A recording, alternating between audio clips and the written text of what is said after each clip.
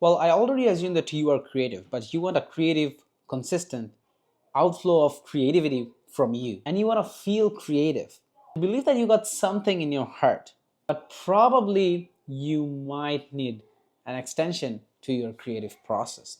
In this video, we'll exactly talk about how humans deal with creativity and how you can establish a creative voice in your life through some of the very proven strategies that are kind of easy to achieve but not many people know about. I'm Mahir and I create mind maps to simplify productivity principles, help them achieve a better, sustainable, and more happier life through many of the principles that I get from reading books, research papers, and online as well. I'll break down this video into 5 main modules. You have to acknowledge that God loves creativity. You have to understand that creativity is something that humans love. And if you try to achieve something that humans love, you will automatically be one of the very few of the person because creativity is somewhat hard to achieve. But I would like to say one thing. There's an inner artist inside you, and that inner artist is actually the creative person that depicts your creativity and gives very much good outputs in your life. And this book literally talks about how to manipulate your inner artist, care for it in a way that makes you productive and very, very creative every single day. To start with creativity, you have to mourn. You have to mourn for the fact that maybe you were not being as much creative as you could be. And secondly, mourn for the fact you're wanting but you're not trying. You have to see the lateral distinction between wanting to get creative versus physically doing something to achieve that creativity. There's a creative person inside you which makes you always very much conscious, but you're probably not caring for that creative person inside you. And to relieve the creativity inside you, you have to believe in randomness. Creativity comes from randomness.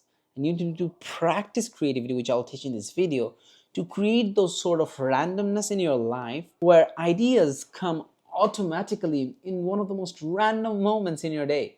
Well, I think creativity has no exact definition. It's more about your inner self expression towards a particular sort of thing, is what defines your own creativity. Artistic brain doesn't mean you do have to do arts, right? I want to introduce you from this book is that you have a child brain. You have an artistic entity. That child brain thinks of limitless possibilities, and that creates a limitless ideological entity which makes you very much accustomed to be more creative. But how do we make that artistic brain really make our own lives creative? A process for creative self-expression. So here's what I want to introduce you guys. So here, this is a journal. Now, this is not my daily journal. This is a morning page. What it does is basically I just sit on the table in the very morning and then I write one page. And it doesn't have to be all written words. There are mind maps, reflections, some diagrams and everything. This is literally a place where your own minds and thinkings goes to dump. Even if you can't think of anything, just keep writing without thinking. That puts you in a way of practicing self-expression. You have to understand that creativity literally means self-expression. And if you can practice self-expression, that's how you're actually reliving that creativity within you. I think your inner creativity is your own inner child, and that child is very soft, very volatile. For which I must say that you need to take that artistic child to dates. Oh yes, to dates, literally. Okay, basically, take that child inside you and ask it, literally, what does it really want? Think of the craziest things. Maybe it wants to go to hiking. Maybe you've been thinking about buying a piano for a long time. You've been thinking about doing something, but you feel like you need to be productive and you need to always work, work, work. But trust me on this. Listen to your child. Listen to what he or I express within you and take that artist to the date. Go outside, do limitless things for once a day. Well, here's the thing. If you talk to yourself, answer questions, and change the confusion between you and the artistic child inside you, what you're essentially doing, caring for her, giving her the space to make yourself feel more happy. Happiness here is the main factor of progressing towards creativity.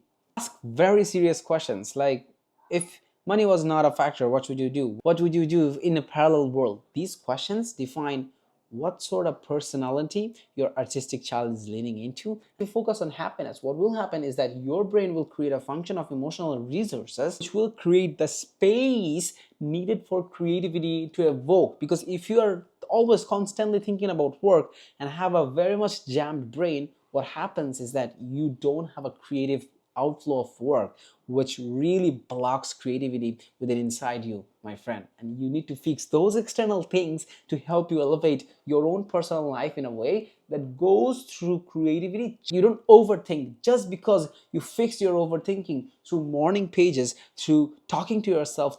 Your morning page is the safe place, and it must have anything you like. It doesn't have to be necessarily like a daily life sort of thing. You can write about poems, songs, music, thinking, inventions, ideas, plans, resources, reflections, thinkings, happiness, sadness, sorrows, family realizations, whatever you think. I connected this and that, I found this and that, oh my god, that changed my viewings. Write that, put into paper, document. What happens is that when you practice that, your brain automatically enters a mood where it like brainstorms and thinks about thinking. And when you move into that zone just after waking up, what happens is that your brain slowly gets accustomed to a habit of finding new things and gaining ideas and pushing towards some sort of self-expression, which is creativity. It is only when we consciously learn to link flower and light that we begin to feel our rightful identities as creative beings. Now, you may likely to find yourself that you are avoiding artistic dates. That is actually a proof that you are feared of self-intimacy, because you feel like that you're going to go to unproductive life and you don't feel like spending time with your own very own self is not a worthy thing. My friend, that's a wrong approach. Life is not critically productive 100% of the time or something like that. In order for you to really achieve productivity, what you need to do is give yourself a sector of self-intimacy, and that is through artistic dates. Model C, and that is conscious reflection to enhance your creativity. Here's what you can do. Every week for 20 minutes, review your morning pages. And don't judge them, just review them. Ask yourself, has it changed your view on anything? Has it made you better, happier, productive, creative? This book talks about having word written, but like you can literally do anything here. Did it really confine you to a smaller world, or did it expand your thinking and you're thinking about many different things? Creativity comes only when you have the space in your brain to have creative thoughts when you don't have junks in your life. Here's a very important quote from the book. That is, as we clarify our perceptions, we lose our misconceptions. As we eliminate ambiguity, we lose illusion as well. We arrive at clarity, and clarity creates change. Clarity is often achieved when you reflect, review, and think, am I doing right? Am I okay? Am I going well? Clarity creates change, creates momentum, and that change makes you want to run after the change that makes you creative. At the same time, happy as well, because I focus a lot on happiness. That has been the biggest contributor to my own life's productivity and the systems that I'm trying to create. A, ask yourself, if you have taken your artistic child to a date. B, what does your morning page says about you?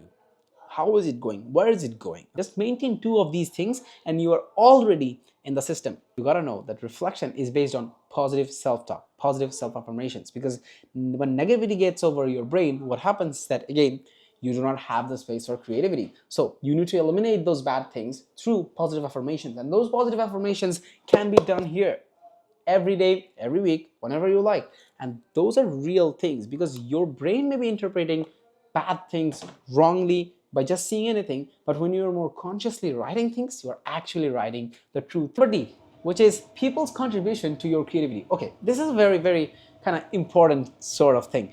That is, you have your own creative self, right? You want to express something, but you didn't express all these years because you have some sort of cultural or societal limitation. Feel like culture has been suppressing you in a way and making the environment so much suppressed that you don't feel like you are very free enough to express. Now, here's the thing. You don't need to express to them. Your expression can be literally here and can be life-changing throughout your lifetime and slowly lead towards your artistic creation. any way or the other. Anything is sort of art for me, like creating a good product, creating a good poem, right? Now, due to social norms, you couldn't express yourself, which is defined by your friends and family, right? I'm not saying they're bad. Now, take your notebook and literally write who were the people who raised your inner self-expression and who were the people who shut down your ideas. Friends. Now just write those and reread those and keep it in your mind. Okay, these are the people whom I need to be intolerant in terms of that specific sector. Now that is, when you do something creative, you should not expect your own other friend who is a blocked person in terms of creativity, like they're facing creative block and you're here in this video trying to fix your creative block. Don't expect them to be happy about you, because if you expect that, then you are blocking your own creativity. If people and you practice creativity physically, and we know that practice makes things perfect, and when you do that, your inner child will be happy, more happier, and again, more space will be created for creative thinkings, productive thinkings that makes your life more happier and more creative. You can find more things. You can change the world. You can find a new company. You can write poems. This is actually the garden in your heart. Okay, I talked a lot about building creative workflows already. There's something that needs to be clarified. That is literally write on how these things affect you. I'll literally see my iPad and say these: fame, money, shame, reluctance, university, anger, sadness, perfectionism, procrastination, competition, jealousy, relationship. How each of those affect you? Do they affect you positively currently in your life, or they do affect you negatively in your life, and how so? After writing them, read them and then write some self-affirmations. That's different. When you have that in mind, what happens is that you know what are the sectors in your life that are blocking your creativity, blocking your productivity, blocking your happiness. And now what will happen is that if you review it every week, it doesn't have to be every week, if you review it sometime, your brain will automatically, consciously make decisions towards certain parts in your day which will save you from getting junk into your brain. For example, if jealousy makes you sadder or negatively affected, your brain will now know to be less jealous some way or the other. It works, right? I believe that expression is a human need. Now, combining all of that in your final system of everyday writing morning pages, what you're doing is like you're practicing creativity and you are already at a pace where you will feel more creative, and whenever you're trying to think of something, you will be very fast at it. And that's what the entire goal is, right? But to relive that moment more, what you can do is basically ask some of the more deeper philosophical questions that define how you do things. Like, for example, I wish this, I wish that. What things should I do in the next month? How did the writing affect you? What does your heart wishes? What would you do in a parallel world? What would happen if things change? Like, some of the hypothetical questions say a lot about your present in a way where it's more about the relation between personality and your inner child. Finally, the main workflow is express, reflection, implementation. This is the creative workflow that you will build within 1 month and continue it for the rest of your life. And that, my friend, creates a voice for creativity. Here's imaginary world and here's a real world. Connect between those two, ask questions. You will find your outputs towards creativity, towards possibilities. And that possibilities, my friend, gives you the voice for creativity. And here's a very interesting quote which I would like to end the video on, and that is, I'd rather have roses on my table than diamonds on my neck. It's referring to the idea of spending quality time. And spending quality time creates quality relationships, creates quality thinking in your brain, and creates quality outputs. With that, I end the video here and see you guys in the next video. Bye bye.